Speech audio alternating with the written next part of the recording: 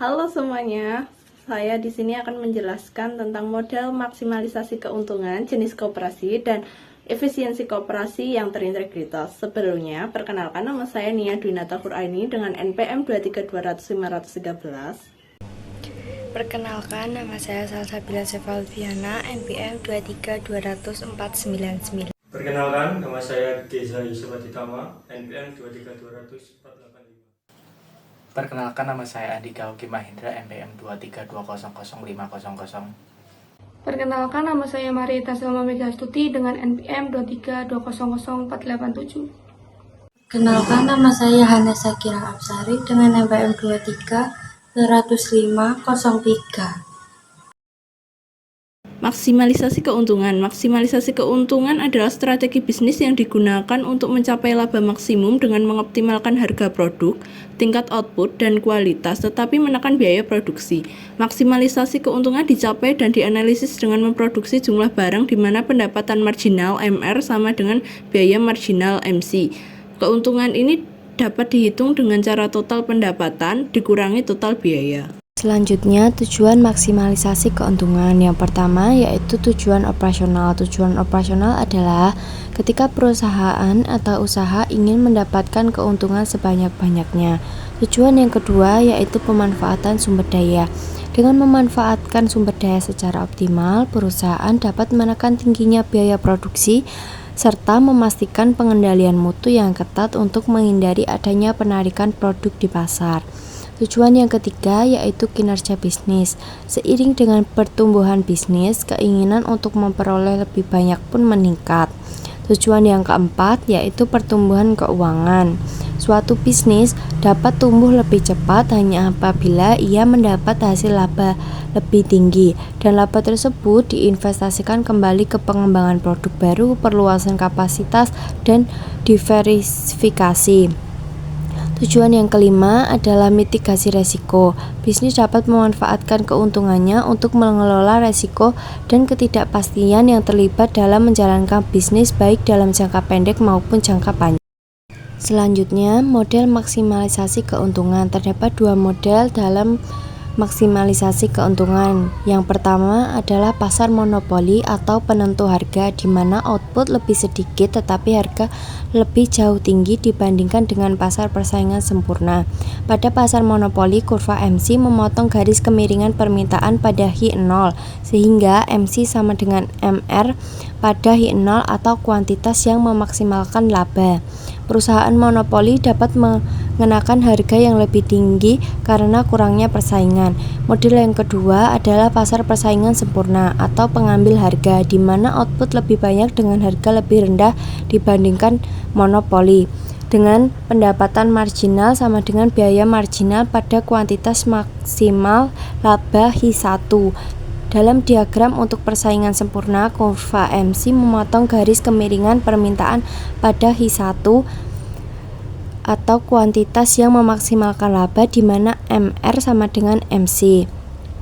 Selanjutnya, cara memaksimalkan keuntungan. Yang pertama, optimalisasi biaya keuntungan. Hal ini dapat dicapai dengan cara mencari alternatif yang lebih murah untuk bahan baku tanpa adanya pengorbanan kualitas dan daya tahan produk. Yang kedua, perampingan produksi. Perampingan produksi memastikan aliran bahan baku yang lancar, mengurangi waktu tunggu, dan mempercepat setiap operasi produksi. Berfokus pada pengembangan karyawan dengan pelatihan sehingga karyawan jauh lebih efektif.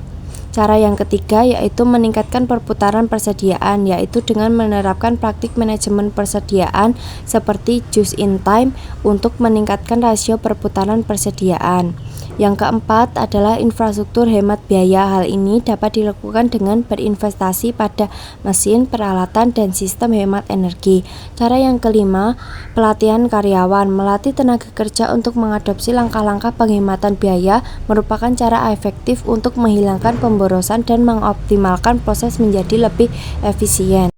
Manfaat maksimalisasi keuntungan. 1. Produktivitas dan inovasi tinggi. Kedua, alokasi sumber daya. Yang ketiga, pertumbuhan keuangan dan finansial yang stabil. Yang keempat, antisipasi risiko. Dan yang kelima, pengembangan strategis. Kekurangan maksimalisasi keuntungan. Yang pertama, fokus jangka pendek. Yang kedua, moral karyawan yang menurun. Ketiga, ketidakpuasan pelanggan. Keempat, ketergantungan pada data yang sempurna. 5, permasalahan etika. Dan keenam, keterbatasan dalam menghadapi perubahan tren. Jenis koperasi. 1. Koperasi simpan pinjam. Koperasi kredit atau koperasi simpan pinjam adalah koperasi yang bergerak dalam bidang pemupukan simpanan dana dari para anggotanya, untuk kemudian dipinjamkan kembali kepada para anggotanya yang memerlukan bantuan dana. Yang kedua, koperasi konsumen. Koperasi konsumen adalah koperasi yang anggotanya terdiri dari para konsumen akhir atau pemakai barang atau jasa. Kegiatan utama koperasi konsumen ini adalah untuk melakukan pembelian bersama. 3. Koperasi produsen. Koperasi produsen adalah koperasi yang beranggotakan para pengusaha kecil menengah (UKM) dengan menjalankan kegiatan pengadaan bahan baku dan penolong untuk anggotanya. Dalam koperasi ini, kegiatan utamanya adalah menyediakan, mengoperasikan, dan mengelola sarana produksi bersama. Keempat, koperasi pemasaran. Koperasi pemasaran adalah koperasi yang menjalankan kegiatan penjualan produk atau jasa koperasi atau anggotanya. Koperasi ini dibentuk terutama untuk membantu para anggotanya memasarkan barang-barangnya yang mereka hasilkan. Kelima, koperasi jasa. Koperasi jasa adalah koperasi yang bergerak di bidang jasa dan pelayanan jasa. Seperti contoh, koperasi usaha jasa angkutan, koperasi usaha fotokopi. Efisiensi koperasi yang terintegrasi adalah upaya untuk meningkatkan kinerja dan produktivitas perusahaan dengan menggabungkan berbagai elemen operasional, manajemen, dan sumber daya melalui sistem yang lebih terhubung dan terstruktur. Teknologi digital, manajemen terpadu, pengelolaan rantai pasokan, kolaborasi antar koperasi, pendidikan dan pelatihan, pengawasan dan evaluasi, dan penyederhanaan proses keanggotaan adalah beberapa cara efisiensi koperasi yang terintegrasi dapat dicapai. Pada akhirnya, ini akan meningkatkan efisiensi dan mengurangi biaya tersebut. Efisiensi koperasi yang terintegritas adalah secara umum efisiensi merupakan perbandingan antara output dengan input, atau dalam rumus, efisiensi sama dengan output atau input. 1. Kunci utama efisiensi koperasi adalah pelayanan usaha kepada anggotanya. 2. Pembahasan mengenai efisiensi Toby Mutis tahun 1992 menunjukkan 5 lingkup efisiensi koperasi, yaitu efisiensi inter, efisiensi alokatif, efisiensi eksternal, efisiensi dinamis, dan efisiensi sosial.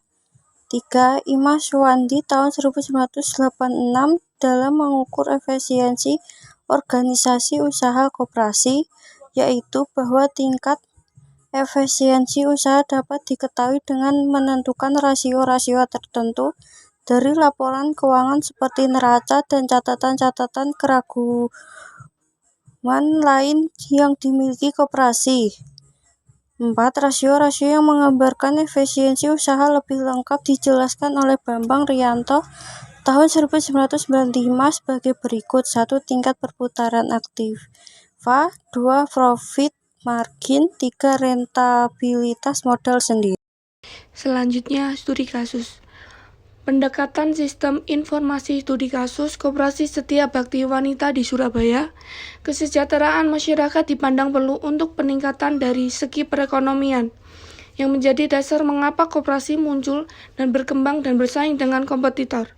Sehingga dibutuhkan sistem organisasi yang mendasari untuk pengelolaan koperasi yang menciptakan suasana koperasi yang baik, profesional, tangguh, mandiri, dan bertanggung jawab.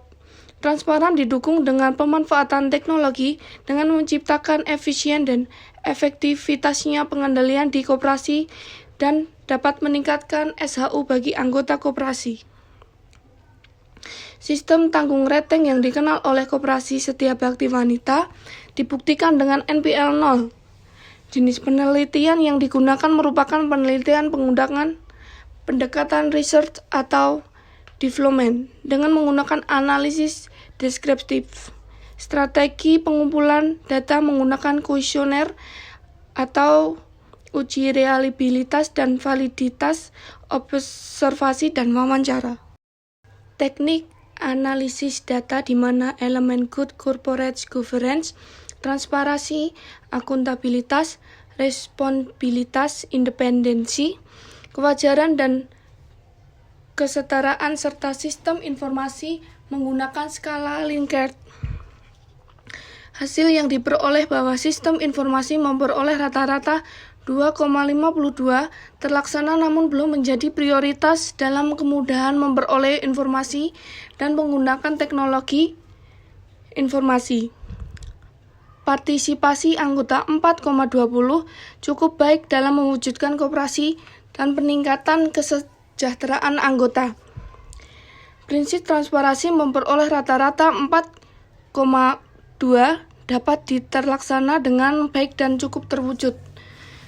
Pelaporan keuangan yang telah diaudit oleh kantor akuntan publik dan disampaikan di RAT dan didukung dari sistem tanggung renteng yang menjadi tata nilai dalam musyawarah mufakat. Independensi dengan indeks 3,83 cukup terwujud dengan pengelolaannya.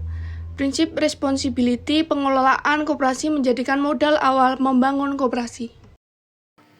Prinsip akuntabilitas dengan indeks 3,71 dapat terlaksana dengan baik. Struktur organisasi yang dipertanggungjawabkan secara etis dengan dilakukan pengawasan kinerja operasional dalam pertanggungjawaban usaha, tanggung jawab pengurus bila anggota tidak lancar dalam melakukan pembayaran pinjaman serta bila ada penyalahgunaan uang operasional. Melalaikan tugas, melakukan tugasnya tidak dengan hati-hati menjadi tanggung jawab bersama dan kinerja pengurus dapat dinilai dari keberhasilan laba dan peningkatan SHU serta jumlah anggota. Prinsip kewajaran serta kesetaraan 3,94 terlaksana dengan baik karena tidak ada perbedaan unsur sara. Keterkaitan materi model maksimalisasi keuntungan, jenis koperasi dan efisiensi koperasi dengan studi kasus koperasi Setia Bakti Wanita menunjukkan bagaimana penerapan prinsip Good Corporate Governance atau GCG, penggunaan teknologi informasi dan sistem tanggung rentang dapat menciptakan efisiensi dalam operasional koperasi. Efisiensi tersebut mendukung peningkatan sisa hasil usaha atau SHU dan kesejahteraan anggota, sekaligus mempertahankan koperasi sebagai entitas yang tangguh dan mandiri di tengah persaingan.